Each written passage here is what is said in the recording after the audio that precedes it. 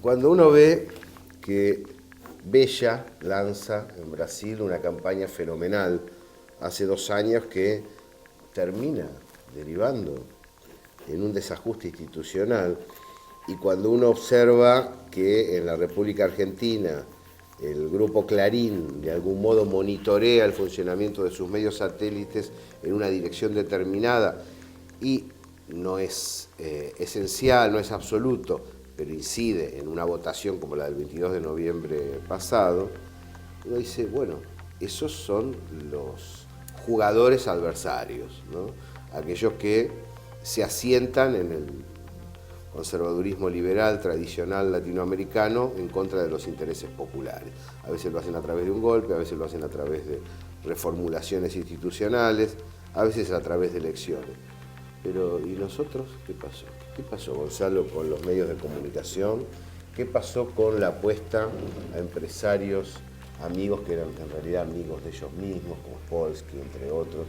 ¿Qué pasó con la falta de respaldo del Estado Nacional a los medios populares? Porque entendemos todo lo que dijimos en el primer bloque, la gravedad de la situación generada por los monopolios. Ahora, ¿cuánto de dilema, cuánto de problema tenemos puertas adentro? Bueno, yo creo que tuvimos un proceso muy creativo, muy virtuoso, que permitió una acumulación política importante que terminó derivando en la Ley de Servicio de Comunicación Audiovisual, la que se consigue, digo se consigue porque se le arranca al poder esa ley, se la batalla en el 2009, pero luego tuvimos algunos errores importantes de implementación de esa ley, de la manera en que había que, digo, la ley, muchas veces lo dijimos, era un comienzo, no era un fin. Llegar a la ley era solo pasar a una pantalla siguiente, si esto hubiese sido un videojuego, una pantalla en donde había que aplicar la ley y ganar lo que la ley permitía.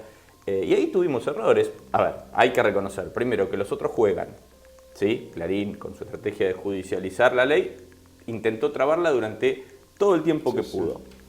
Pero no es Además, excusa. ahí entró el Poder Judicial a jugar. Claro, ¿no? ahí entró el Poder Judicial. Pero no es excusa. Yo digo que había muchos aspectos de la ley que se podían aplicar y que no estaban judicializados y que no se aplicaron. Aunque Clarín no se adecuara, se podía desarrollar Totalmente. Y había cosas que además no tenían que ver con la ley. En el bloque anterior vos hablabas de la pauta publicitaria. Se podían asignar. La pauta publicitaria no tenía nada que ver con la ley.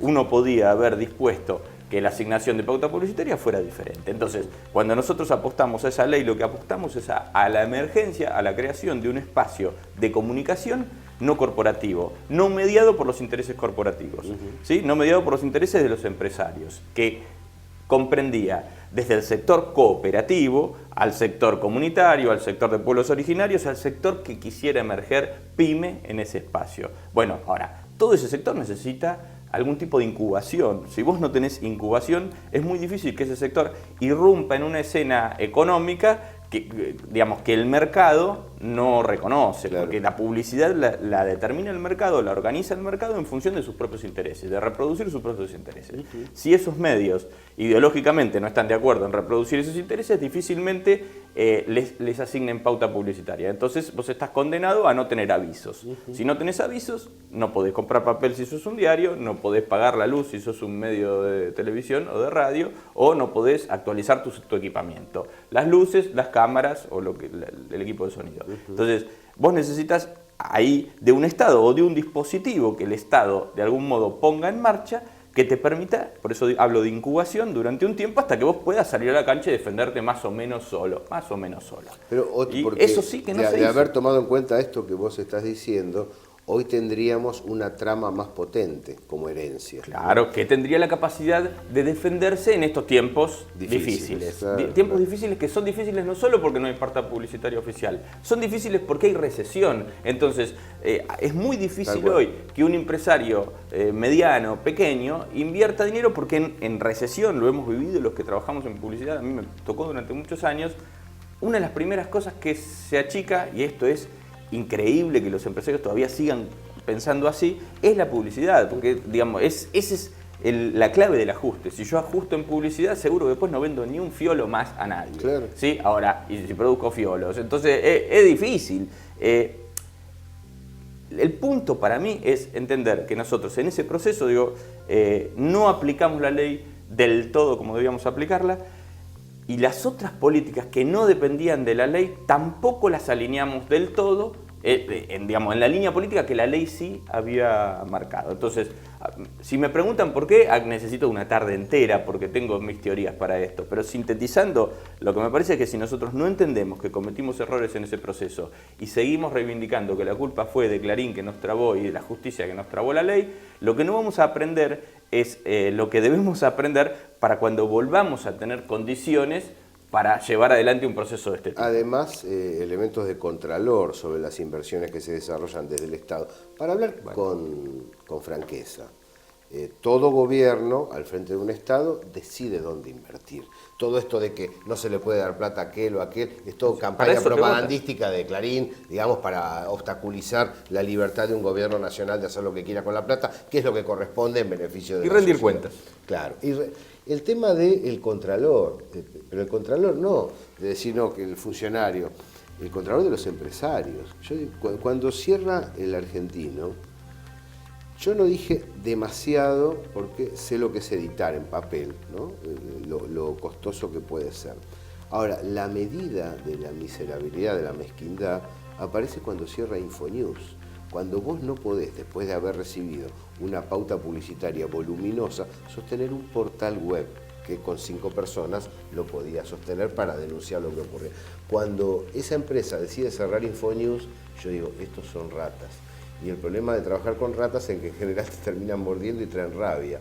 Y algo parecido pasó con el vínculo con Haddad, algo parecido pasó con el vínculo con otra empresa de un empresario judicialmente muy cuestionado que estuvo al frente de una radio muy importante que me tocó codirigir.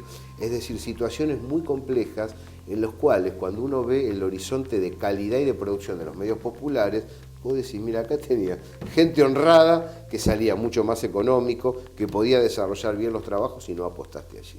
Creo que ahí tiene que haber un cuestionamiento fuerte, totalmente, porque si no se va a volver a repetir. ¿Sabés qué creo, Gonzalo? El Movimiento Nacional va a volver a ganar las elecciones.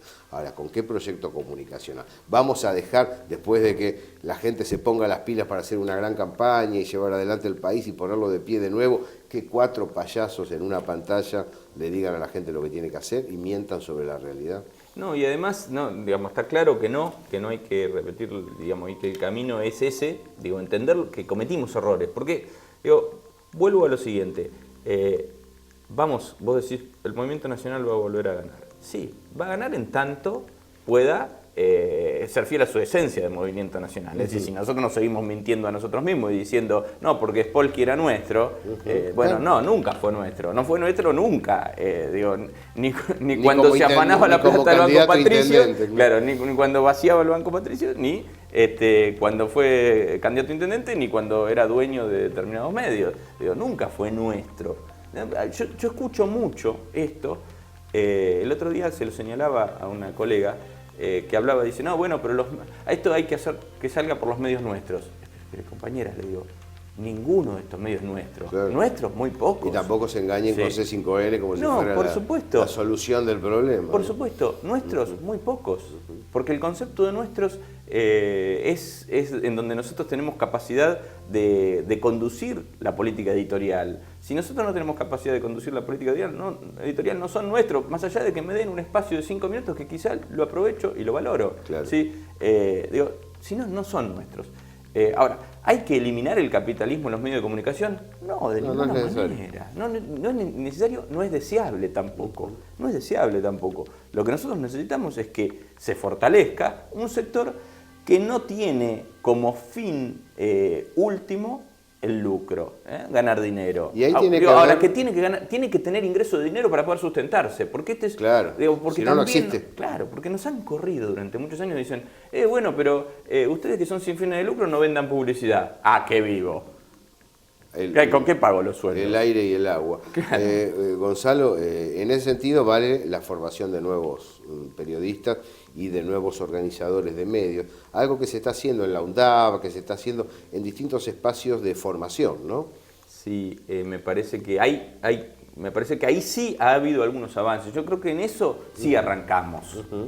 Pero bueno, son los comunicadores de la etapa del movimiento nacional nuevamente en el poder, que son los que se están formando ahora, o sea, ya que se han hemos venido cuestionado formando. ciertos aspectos, debemos decir, enorme la determinación oficial, nacional, popular del ciclo anterior de generar universidades, ¿no? Enorme, por eso digo, hay algunos lugares donde hemos avanzado y mira, yo en eso no... Por eso el macrismo las cuestionó con tanta energía, claro, esta locura de las universidades. Claro, y las va a debilitar en cuanto pueda, porque en esos lugares, con currículas nuevas, ustedes, hablo desde el conocimiento, lo que cuesta cambiar una currícula en una universidad, es más fácil generar una universidad nueva con una currícula nueva, porque cambiar una currícula es un proceso, cambiar los programas de estudio, un proceso de 10 años por ahí, claro. 8 o 10 años. Bueno, claro. No, en ese tiempo vos creaste una universidad, creaste digamos, carreras nuevas adaptadas a distintos procesos económicos que se dan en las distintas profesiones y ocupaciones, y pudiste entonces generar egresados, profesionales, técnicos que se forman para un escenario nuevo. Cada uno puede contar cómo le va en el supermercado. Yo puedo contar cómo me fue a mí en el supermercado. Cuando yo estudiaba publicidad en la Universidad de Lomas, había 4 computadoras para que usáramos todos los alumnos, cuando en todas las agencias de publicidad estaban absolutamente informatizadas. Claro. Y nosotros seguíamos cortando y pegando los troqueles en la universidad. Entonces, ese proceso, digamos, universidad que destaco y quiero y defiendo. Lo que quiero decir es que les llega tarde generalmente algunos procesos a las universidades y entonces si no vamos a tiempo, nuestros profesionales se forman atrasados respecto del mercado. Entonces te los forma el mercado. Un pibe que hace una pasantía hoy en un canal de televisión probablemente adquiera recursos técnicos de manera más rápida que si se forma en una universidad nacional. Ahora, si esa universidad nacional tiene un canal de televisión, está de igual a igual con Canal 13. El problema es que nosotros también tenemos un proceso que es que en nuestros medios populares formamos profesionales en periodismo que se forman muy bien porque están en contacto con la materia periodística, con el trabajo periodístico, y entonces el sistema comercial los detecta y se los lleva.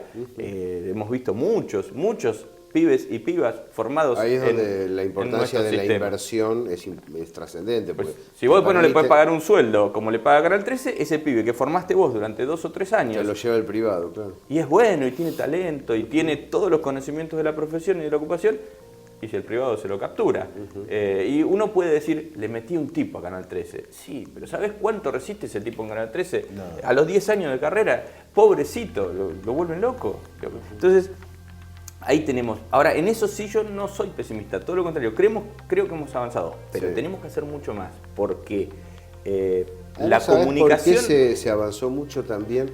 Porque en la generación de nuevas instancias educativas, la comunicación ha cobrado un vigor práctico. La comunicación es una profesión, pero es también un oficio, que se aprende haciéndolo. Durante bastante tiempo, algunas casas de estudio, en especial la UBA, se limitaron a la elaboración de sociólogos que comprenden a los medios, los estudian y los analizan, pero no saben hacerlos. Y el tema es generar una juventud periodística que construya medios, sepa cómo se hace un programa de televisión, cómo se hace un programa de radio, cómo se hace un periódico. Con las manos en la masa vaya aprendiendo. Sí, la comunicación, bueno, cuando uno habla de política, yo suelo mencionar la palabra política y no más de 2 o 3 palabras después mencionar la comunicación. Claro. Yo coincido con muchos que piensan que no existe política sin comunicación. Esto que vos decís recién tiene que ver con que también la política entienda la comunicación no como una actividad satélite de la política. Después viene el pibe y hace la gacetilla, ¿sí? Claro. Nosotros hacemos la política. Claro. Y entienda que no existe proceso político sin un proceso comunicacional. Y entonces la comunicación tiene que estar incluida en el dispositivo político, no ser un apéndice que está en la puerta del fondo con la computadora más berreta, el pibe que tiene el teléfono que peor anda o que no tiene, digamos, no tiene carga en el celular y entonces no...